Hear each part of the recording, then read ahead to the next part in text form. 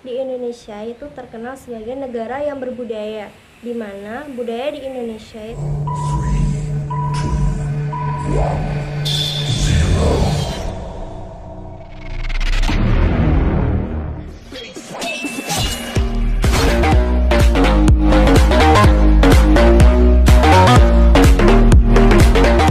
warahmatullahi wabarakatuh. Salam hangat untuk Sobat Pau dan bunda-bunda cantik di seluruh Indonesia. Di sini bersama dengan Kakak Yesi Sulistiawati, mahasiswa PIAUD 4C IAIN Surakarta. Kakak di sini akan membahas tentang perilaku prososial anak usia dini usia 5 sampai dengan 6 tahun. Nah, yang pertama-tama kakak akan membahas tentang pengertian perilaku prososial terlebih dahulu. Jadi, perilaku prososial adalah suatu bentuk yang muncul adanya kontak sosial atau bertemunya kita dengan orang lain. Dalam perilaku prososial ini, kita akan memiliki hasrat untuk menolong orang lain tanpa memikirkan imbalan dari orang yang kita tolong. Macam-macam perilaku prososial itu ada 5. Yang pertama itu adalah berbagi. Berbagi di sini artinya adalah berbagi perasaan kita atau berbagi apa yang kita rasakan kepada orang lain. Perasaan itu maksudnya adalah perasaan marah, perasaan kesal, perasaan jengkel, ataupun perasaan suka dan duka.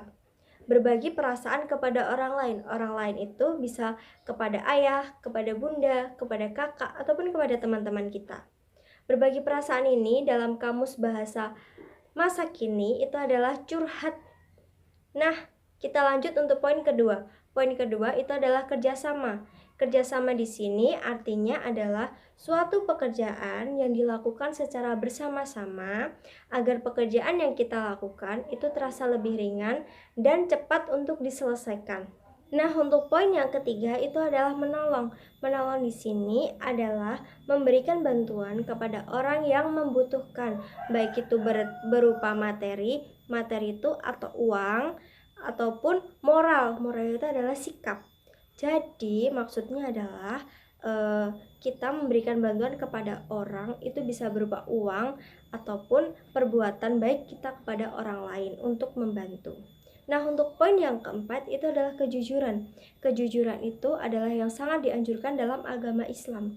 Kenapa? Karena ketika kita berkata jujur atau berkata apa adanya, itu kita akan lebih disukai oleh orang lain daripada ketika kita berkata bohong atau berkata yang tidak benar. Dan berbohong itu sendiri adalah perbuatan yang tercela.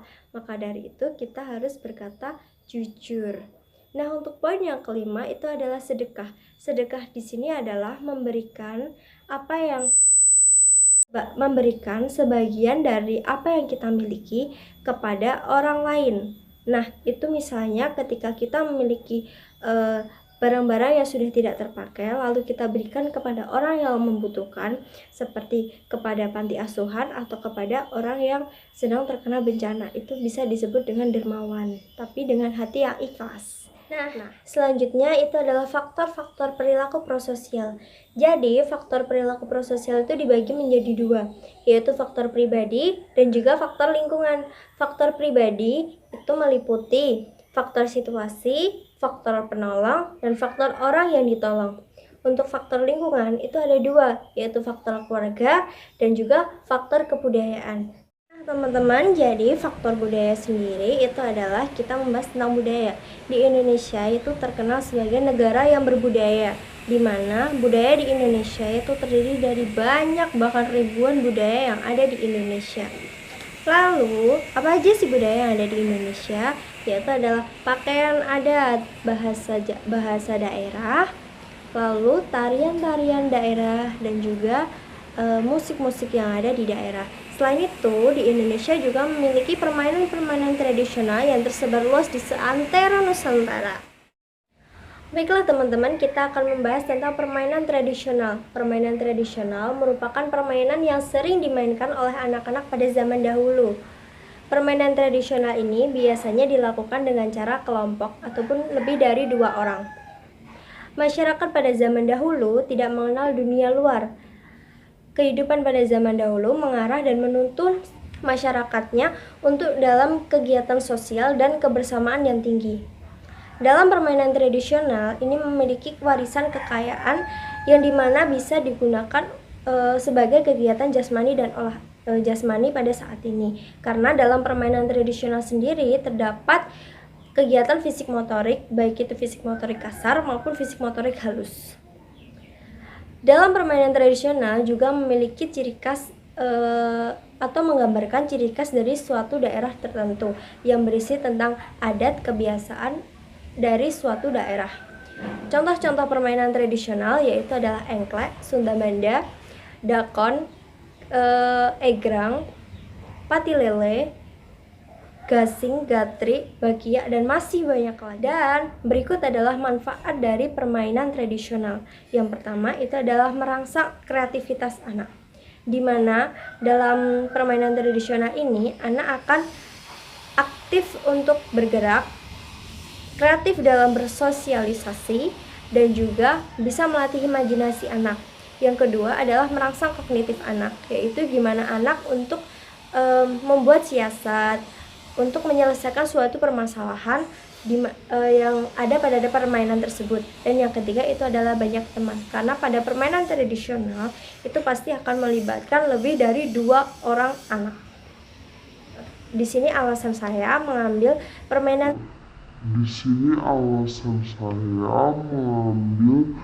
permainan tradisional sebagai stimulus untuk kegiatan perilaku prososial untuk anak usia dini, karena ini selain ramah untuk anak usia dini tanpa memaksakan, tapi juga melestarikan budaya yang telah hampir punah dan hampir tidak pernah dilakukan untuk saat ini, karena saat ini banyak anak-anak yang sudah untuk memegang gadget dan juga mengenal dunia yang saya rasa tidak seperti dunia yang dulu, sosialisasinya yang kurang. Maka dari itu ini bisa untuk melatih kegiatan prososial untuk anak-anak. Dan ini juga ramah, hemat biaya, dan juga dapat dilakukan dengan mudah. Berikut adalah permainan-permainan tradisional yang akan saya suguhkan untuk menstimulus kegiatan perilaku prososial untuk anak usia dini usia 5 sampai dengan 6 tahun.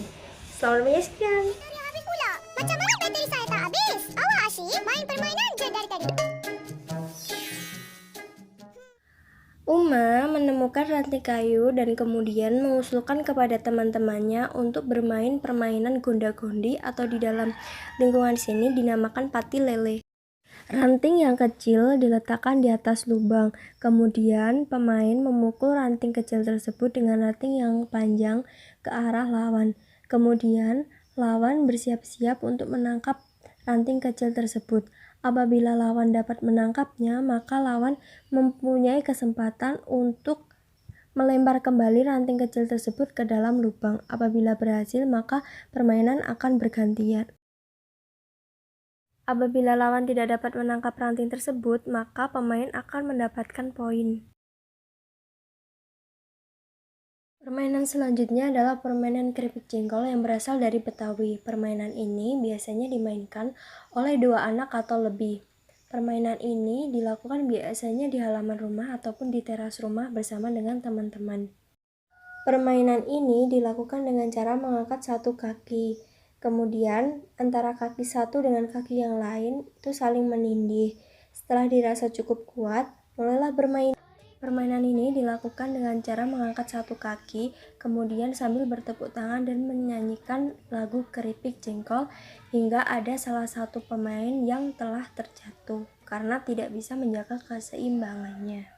Anak yang sudah terjatuh dianggap telah gugur dan kemudian permainan dilanjutkan kembali hingga menyisakan satu anak yang akan menjadi pemenangnya. Permainan selanjutnya adalah permainan dengan-dengan yang berasal dari Betawi. Permainan ini biasanya divariasikan gerakannya dengan gerakan berputar ataupun maju melangkah ke depan. Anak-anak bergandengan tangan sambil bernyanyi deng-dengan, dan pada waktu lagu Pak Boleo, anak-anak berjongkok. Dalam permainan ini tidak ada kompetensi. Permainan ini mengandung manfaat untuk melatih kerjasama anak-anak Betawi pada masa lalu. tadi adalah beberapa contoh dari permainan tradisional yang ada di Indonesia. Tadi saya hanya mengambil 3 permainan, padahal permainan di Indonesia itu terdiri dari banyak sekali. Nah, alasan saya memilih permainan tradisional sebagai metode untuk menstimulus prososial anak usia dini karena dalam permainan tradisional itu sebelumnya diciptakan untuk anak-anak, dan kembali lagi dunia anak itu adalah dunia yang bersenang-senang, dunia yang bermain. Maka dari itu untuk melatih perilaku prososial pada anak itu bisa menggunakan dengan permainan tradisional, di mana dalam permainan tradisional ini sendiri mengandung manfaat untuk kreativitas sosial dan melatih keterampilan sosial yang sangat tinggi. Selain melatih keterampilan sosial, itu juga melatih 6 aspek untuk anak usia dini seperti nilai agama moral, bahasa, seni, sosial emosional, lalu fisik motorik. Nah, yang satu lagi adalah melatih kognitif untuk anak usia dini. Oke, baiklah teman-teman, sekian dari kakak. Wassalamualaikum warahmatullahi wabarakatuh.